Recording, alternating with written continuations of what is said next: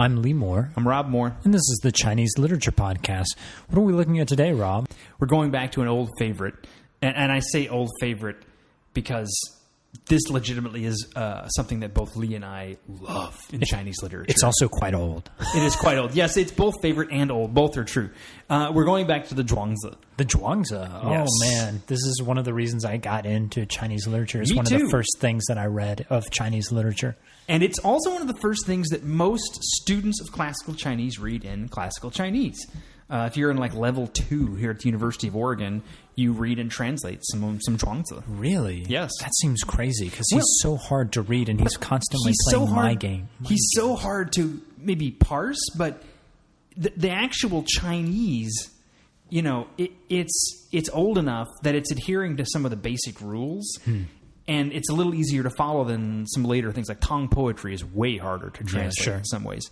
But Lee and I both love Zhuangzi. I think most people who like Chinese literature like Zhuangzi. Most people who study Chinese literature outside of China like Zhuangzi. I've been in China and Taiwan, and I'll tell people I like Zhuangzi, and they look at me funny, and they get kind of concerned. I had a friend tell me that I should at this age be reading Confucius, but I should wait until I get old and am wise enough to not completely screw up Zhuangzi. That's interesting. And then when I'm retired, read Zhuangzi. I heard a similar comment from a student of mine in China, but about Johnny Cash.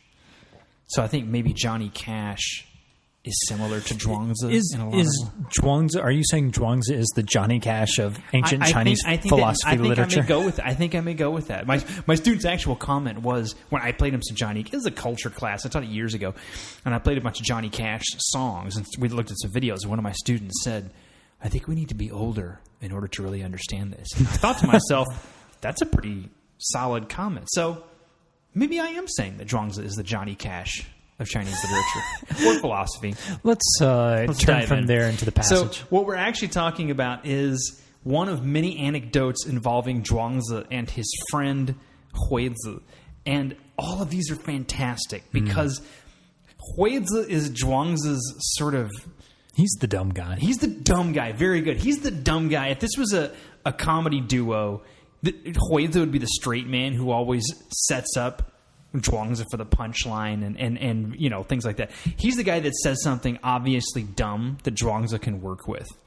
And they're all the stories are like this. Huizi always ends up doing something, and you can almost see Zhuangzi rolling his eyes and explaining why this was so dumb. So I'm actually just going to read the passage. It's a short one, and it's very famous. Zhuangzi and Huizi were crossing the Hao River by the dam. Zhuangzi said, "See how free the fish leap and dart. That is their happiness." Huizi replied, "Since you are not a fish, how do you know what makes fish happy?" Zhuangzi said, "Since you are not me, how can you possibly know that I do not know what makes fish happy?" Huizi argued, "If I, not being you, cannot know what you know, it follows that you, not being a fish, cannot know what they know. The argument is complete." Zhuangzi said, "Wait a minute. Let us get back to the original question. What you asked me was, how do you know what makes fish happy? From the terms of your question, you evidently know I know what makes fish happy. I know the joy of fish in the river through my own joy as I go walking along the same river." I should clarify this first, just in case there are people out there who have access to the story in the original Chinese. This is kind of an expansion of the classical. There's one or two phrases that were thrown in there kind of as an explanatory measure. And this translation is by who? This is based on a translation by Thomas Merton, who is a Trappist monk in the U.S. and a huge fan of classical Chinese philosophy. And the podcast. And the podcast as well. He died in the 60s, but I think he still knew about it. He listens as a ghost. He listens as a ghost. This is clearly a weird, circuitous passage. It's incredibly weird, and it's really hard to understand exactly what's going on, but I think that's part of the, if I could say, the joy of it. It is. It is the joy. And this, for me, is why I consider Zhuangzi in really a literary fashion more than a philosophical one, because there are levels here. Zhuangzi is so playful in ways that I don't think any Western philosopher ever has been. And really no Chinese philosopher is ever as playful with language as Zhuangzi is. One of the interesting things, so one of the reasons why this could be thought of as philosophy is because in Taoism, this concern about whether language really means anything is very prominent. Whereas Confucius, you have this concept of zhengming, which is essentially just making the names right, getting the names right. So aligning names with the things. Yes. Zhuangzi doesn't get that. He completely rejects that. He's in a whole different. He's not even playing the same game that Confucius is playing. Here, I think that's part of what's going on. Yeah, and a lot of what makes Zhuangzi fun is, for Zhuangzi and Lao Tzu both, the sort of foundational Taoists, is some of the little word games they tinker with and play with. So the opening line of the Tao Te Ching, the Tao, the book of the way, Dao ke Dao, Fei Chang Dao. Now, the scholar Zhang Longxi pointed out once, though, that because the opening three characters are Dao, Ke, Dao, and it's usually translated something like the way which can, or the way which can be named is not the true way. But it's the same character. Yeah. So actually, it's the way that can be weighed. And so it actually starts out... W-A-Y-E-D, not... But it starts out as a pun. Exactly. Which is wonderful. That the foundational work of Taoism, or the way, is a pun. Yeah. Right? That's great. And Zhuangzi is in that vein. So you have these two guys standing on a river by a dam, looking into the water at the fish. Right? And Zhuangzi says, look how happy the fish are. You know why they're happy? Because they're jumping and leaping. And his buddy, Huizi the dumb one, goes, how in the world do you know what makes fish happy? Now, from there, you could really go into a sort of a metaphysical explanation of this and that. And the response. What's Zhuangzi's response? Zhuangzi's response is, well, you're not me. How do you know I don't know what makes fish happy? Fantastic, right? And so one of the things that I wanted to point out with this is, yes, it can be explored as philosophy. But it doesn't necessarily have to be. It can just be funny. One of our professors, Luke Haberstad, has pointed out one of the great things about early Chinese literature is the fact that these genres which we have, which define things, big scare quotes, Chinese literature or Chinese history, those don't really apply here. And I think, those don't really apply in this period. So things that are historical, have lots of literary elements. I think that's one of the cool things about Zhuangzi is you can read him however you want, and he's going to, melt your mind either way. If you're reading him as a historical text, you can read him as philosophy, as literature, just as a giant joke, really. Yeah. And it's fun in a way that what scans as philosophy in the Western tradition simply can't be, or rarely is. Maybe it is occasionally. But in this one, for example, there's almost a part A and a part B. Part A is almost like vaudeville slapstick back and forth. Look at the fish. They're jumping. That's what makes them happy.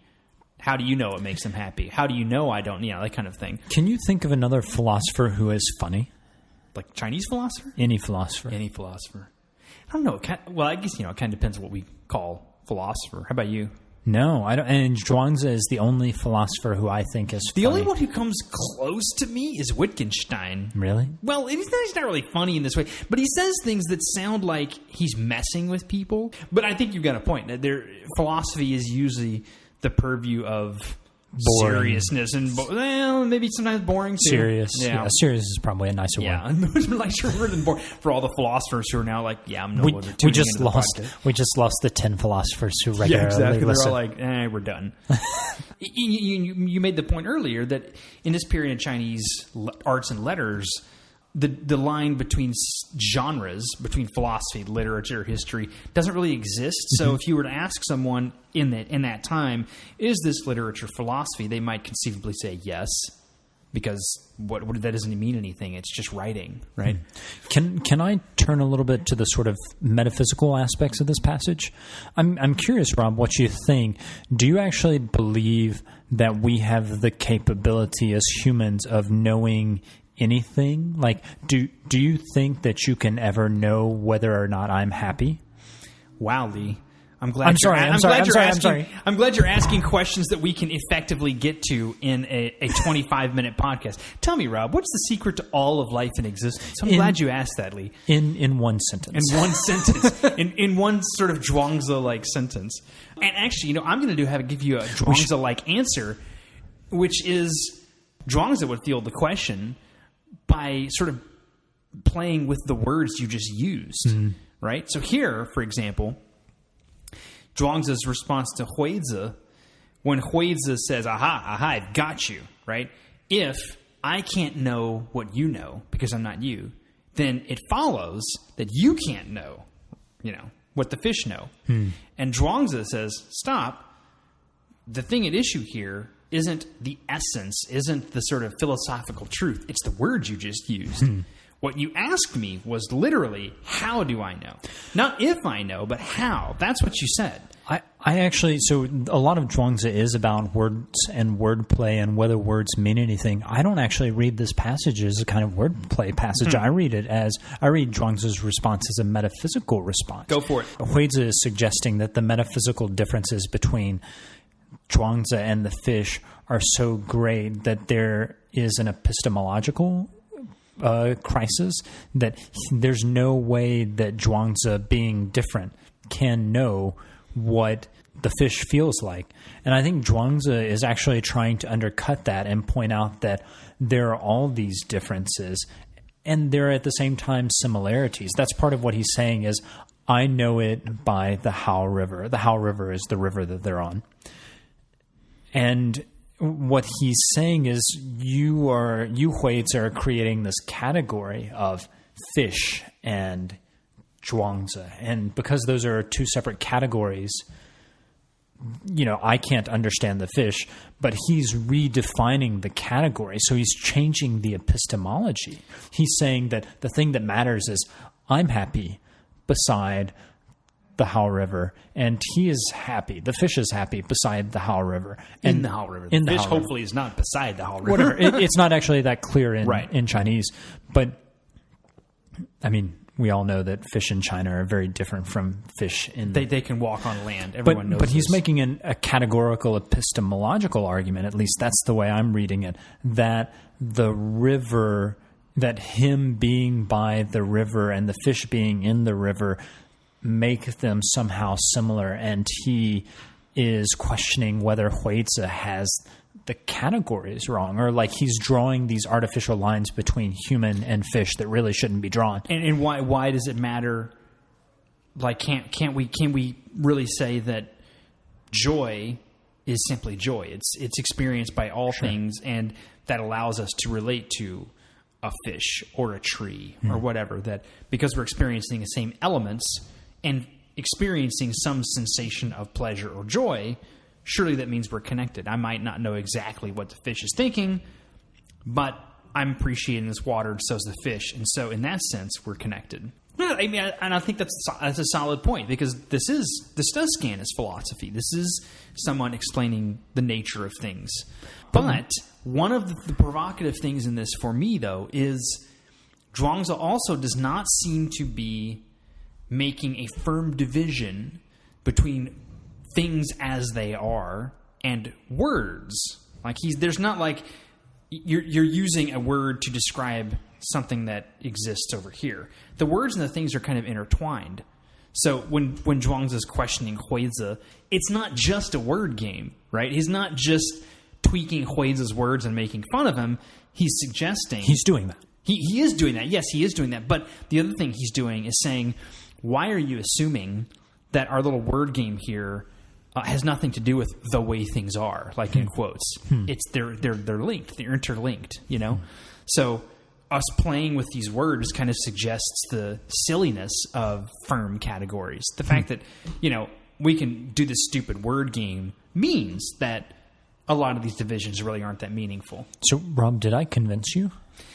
It's possible. Although maybe I already had that idea and you just brought it out. I don't know. I feel like we're in a sort of a... Okay, which of us would be Huizi on this podcast? Which of us would be the dumb one? No one's going to answer I think we'd both be the dumb one. I think we'd both be Huizi. I think I'm comfortable with that.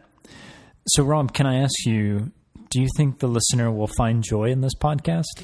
How do you know that the listener will not find joy in this podcast if you're not the listener, Lee. I know by the Hao River. We're not by the Hao River. We're by the Willamette Well, River. we're kind of close. I mean, We're by a river. In universal terms. Okay, see, this is the problem, though, because if a listener's not by the river, then we won't really have anything to go on here. We should invite all our listeners to jump in a river after listening to this. Because we're going to do that in the Willamette, and then we'll be joined somehow metaphysically. Well, I mean, the river connects to the ocean, which connects to the... That's very true. That's another good passage for us to look at in a later podcast, the autumnal floods. That's a great passage. And I want to, one of my parting thoughts here, I suppose, is this is a literature podcast, but I cannot stress enough just how literary and just how enjoyably written the Zhuangzi is. And how disturbingly hard to understand. Yes, but to wrap your hands around. But this is one of the reasons I find it so compelling is that it's written in a way that's so accessible, and yet it's really not that accessible when you start to dig. I really wish I could write like Zhuangzi. Oh, absolutely. Both accessible and totally incomprehensible. Yes, I do too. I wish you could write that way as well. All right, I think that's where we should call it. I'm Lee Moore. I'm Rob Moore. And this is the Chinese Literature Podcast.